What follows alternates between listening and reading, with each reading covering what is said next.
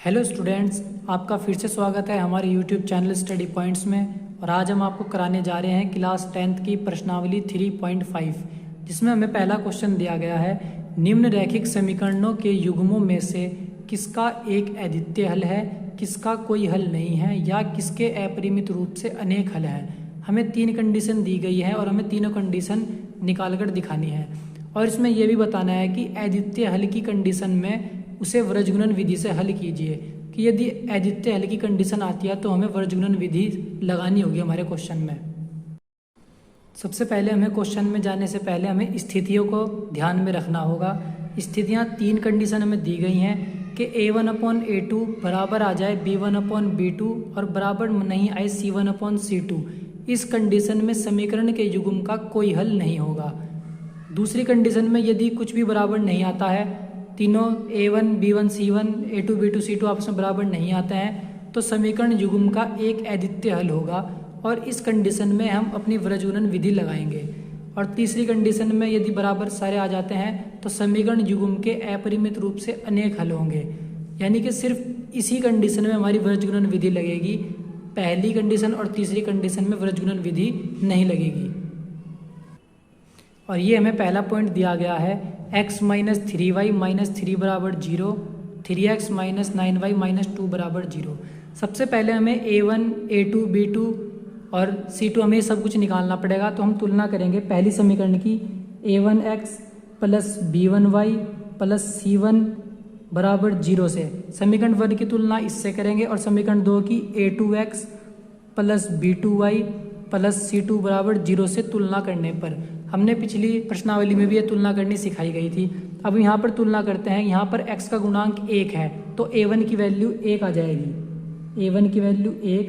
B1 y का गुणांक है तो यहाँ पर y का गुणांक -3 है तो B1 की वैल्यू -3 और C1 की वैल्यू यहाँ पर -3 है। ऐसे यहाँ पर कर लेंगे, A2 की वैल्यू 3, B2 की वैल्यू -9 और C2 की वैल्यू -2। इतना करने के बाद हम A1/A2 करेंगे।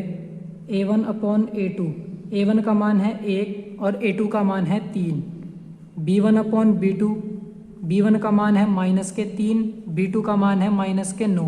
अब माइनस से माइनस कैंसिल हो जाएगा और 3 एकम 3, 3 तिया 9। C1/C2 करेंगे, C1 की वैल्यू है -3 और C2 की वैल्यू है -2। अब हम देखते हैं कि हमारा A1/A2 और B1/B2 तो बराबर है, लेकिन C1/C2 बराबर नहीं है। तो हमारी कंडीशन आ जाएगी A1/A2 बराबर B1/B2 और बराबर नहीं है C1/C2। तो ये हमारी पहली कंडीशन आ गई है और इस कंडीशन में समीकरण के युग्म का कोई हल नहीं होगा, यानी कि यहाँ पर वज्रगुणन विधि नहीं लगेगी। तो हम यहाँ पर लिख देंगे, समीकरण के युग्म का कोई हल नहीं है या नहीं होगा। पहला पॉइंट हमारा यहाँ पर कंप्लीट हो जाएगा। अब चलते हैं अपने नेक्स्ट पॉइंट पे। सेकंड पॉइंट में हमें ये समीकरणें दी गई हैं। तुलना करने से पहले हम यहाँ पर जो ये अचर पद है हम इसे बराबर से इधर लाएंगे ताकि C1 और C2 की वैल्यू निकल सके। तो हम लिखेंगे 2x प्लस वाई, इधर माइनस में आ जाएगा और इधर 0। ऐसे ही इधर कर लेंगे, जो 8 है वो माइनस में आ जाएगा। इतना करने के बाद हम यहाँ पर तुलना करेंगे। A1 का मान यहाँ पर 2 है, B1 का मान यहाँ पर y का गुणांक 1 है और C1 का मान यहाँ पर -5 है।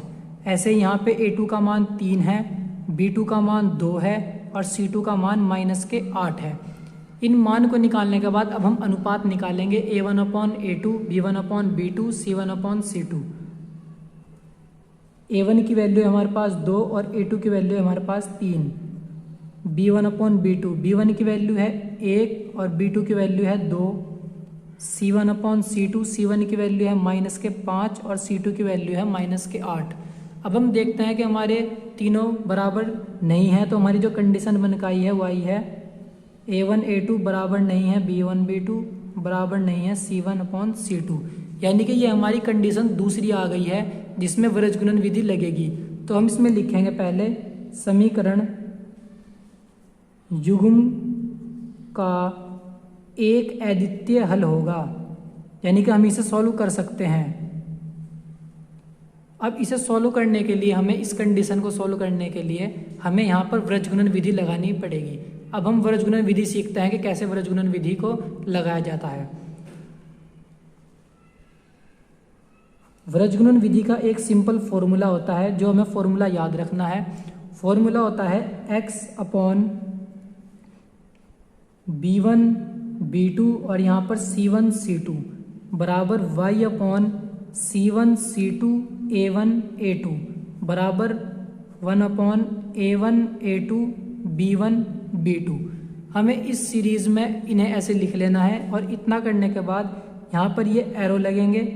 इन एरो का मतलब है कि b1 की क्रॉस मल्टीप्लाई c2 के साथ होगी और b2 की क्रॉस मल्टीप्लाई c1 के साथ होगी। ऐसे ही यहाँ पर ये क्रॉस लग जाएंगे।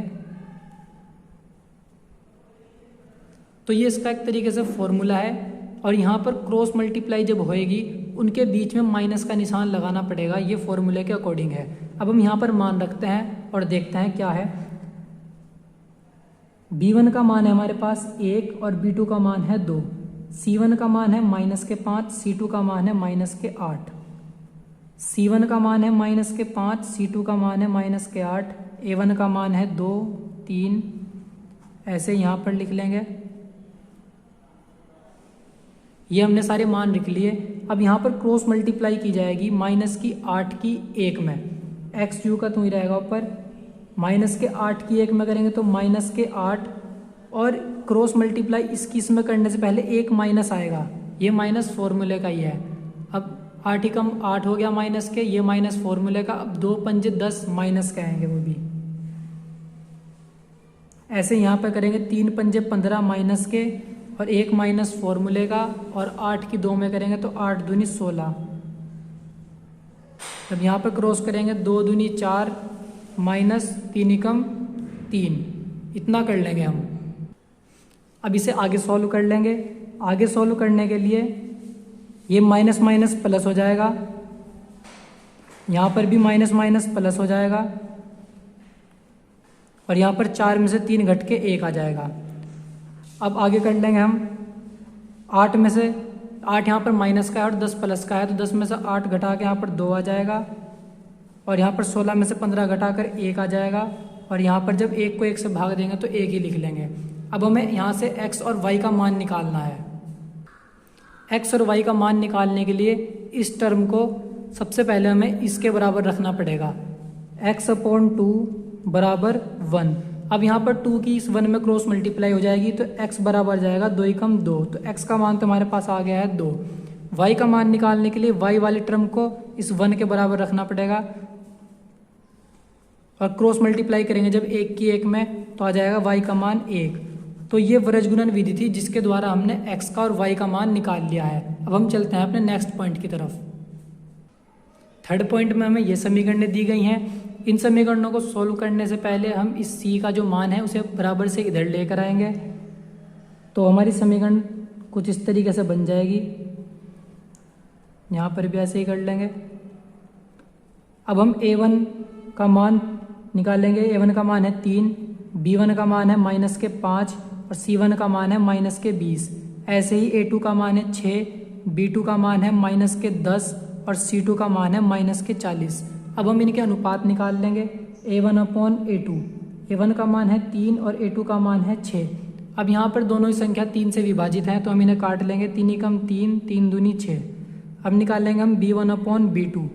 b1 का मान है -5 और b2 का मान है -10। यहाँ पर माइनस से माइनस कैंसिल हो जाएगा और 5 एकम 5, 5 दूनी 10। अब हम निकाल लेंगे c1/c2। c1 का मान है यहाँ पर -20 और c2 का मान है -40। यहाँ पर भी माइनस से माइनस कैंसिल हो जाएगा और 20 एकम 20, 20 दूनी 40। अब हम देखते हैं कि हमारे तीनों a1 a2 b1 b2 c1 c2 तीनों आपस में बराबर हैं। तो जो हमारी कंडीशन आई है वो आई है a1/a2 बराबर b1/b2 और बराबर c1/c2। इस कंडीशन में वृज्जगुणन विधि नहीं लगेगी। इस कंडीशन में हम लिखेंगे समीकरण के युग्म के अपरिमित रूप से अनेक हल होंगे। इस कंडीशन में वृज्जगुणन विधि नहीं लगेगी। ये कंडीशन नंबर हमारी 3 है। इस क्वेश्चन में इतना ही किया जाएगा। अब चलते हैं अपने नेक्स्ट पॉइंट पे। फोर्थ पॉइंट में हमें कुछ इस प्रकार की समीकरण दी गई है और इस समीकरण में हम इधर 0 है पहले से ही, तो हमें इधर कुछ करने की ज़रूरत नहीं है। हम इसमें डायरेक्ट a1 का मान निकाल लेंगे।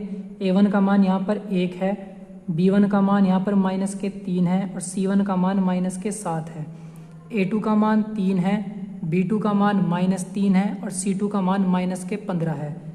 अब हम अनुपात निकाल लेंगे। a1/a2 आ जाएगा 1/3, b1/b2 निकाल लेंगे हम तो -3/-3, माइनस से माइनस कैंसिल हो जाएगा और 3 एकम 3 तो 1 आ जाएगा। c1/c2 निकाल लेंगे -7 और बटे -15। इस कंडीशन में हम देखते हैं कि हमारे तीनों अनुपात हमारे बराबर नहीं है, तो कंडीशन बनती है a1/a2 बराबर नहीं है b1/b2 और बराबर नहीं है c1/c2। इसमें समीकरण युग्म का अद्वितीय रूप से एक हल होगा। समीकरण युग्म का अद्वितीय हल होगा। इस कंडीशन में हमें वज्र गुणन विधि लगानी पड़ेगी। अब आगे हमें इसमें वज्र गुणन विधि लगानी है। वज्र गुणन विधि से हम वज्र गुणन विधि का हमने फॉर्मूला लिख लिया है। फॉर्मूला लिखने के बाद जितनी भी वैल्यू थी b1 b2 c1 c2 a1 a2 हमने सारी वैल्यू इसमें फॉर्मूले में लगा दी है। अब हमें क्रॉस मल्टीप्लाई करनी है। क्रॉस मल्टीप्लाई कैसे करेंगे? अब हमें 15 की -3 में क्रॉस मल्टीप्लाई करनी है, तो माइनस माइनस तो प्लस हो जाएगा और 15 या 45 और ये माइनस फॉर्मूले का है। अब फिर मल्टीप्लाई करेंगे -3 की -7 में, तो माइनस माइनस प्लस और 3 सत्ते 21। ऐसे यहाँ पर करेंगे 3 की 7 में मल्टीप्लाई करेंगे तो यहाँ पर माइनस नहीं है, इसलिए माइनस का ही निशान आएगा। 3 सत्ते 21, ये माइनस फॉर्मूले का है और 15 की जब 1 में करेंगे तो -15, क्योंकि यहाँ निशान माइनस का है।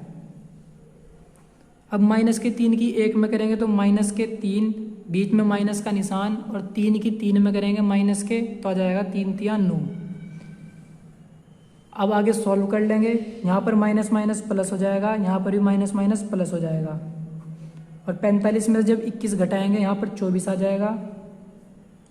यहाँ पर 21 माइनस माइनस प्लस 15, यहाँ पर -3 और माइनस माइनस प्लस के 9। अब यहाँ पर कैलकुलेशन करनी पड़ेगी। यहाँ पर 15 और 21 को हम घटाएंगे। यहाँ पर 7 या 21 ये माइनस का था, यहाँ पर माइनस का निशान आना था, मिस्टेक हो गई यहाँ पर। अब हम माइनस के 21 और प्लस के 15 तो माइनस करेंगे, आ जाएगा -6 और यहाँ पर -3 और प्लस के 9 तो घटकर आ जाएगा यहाँ पर भी 6। इतना करने के बाद अब हमें x और y का मान निकालना है। x का मान निकालने के लिए इसे इसके बराबर रखना पड़ेगा और y का मान निकालने के लिए y वाली टर्म को बराबर रखना पड़ेगा। सबसे पहले x का मान निकालते हैं। हमने x वाली टर्म को 1/6 के बराबर रख लिया है। अब यहाँ पर क्रॉस मल्टीप्लाई करेंगे हम। 24 की जब 1 में क्रॉस मल्टीप्लाई करेंगे तो आ जाएगा 24/6। 6 से हम 24 को काट देंगे, 6 चौक 24, तो x का मान आ जाएगा हमारे पास 4। ऐसे ही y का करेंगे, y/-6 बराबर 1/6। 6 की क्रॉस मल्टीप्लाई कर लेंगे इस 1 में, तो y बराबर आ जाएगा -6 की 1 में करेंगे -6/6। 6 कम 6 तो y बराबर आ जाएगा -1। ऐसे वज्र गुणन विधि लगाकर हमने x का और y का मान निकाल लिया है। यहाँ पर हमारा प्रश्नावली 3.5 का क्वेश्चन नंबर 1 कंप्लीट हो जाता है। यदि आपको हमारी वीडियो अच्छी लगी हो तो हमारी वीडियो को लाइक करें, चैनल को सब्सक्राइब करना ना भूलें और आगे के क्वेश्चन जल्द ही हमारे चैनल पर अपलोड हो जाएंगे।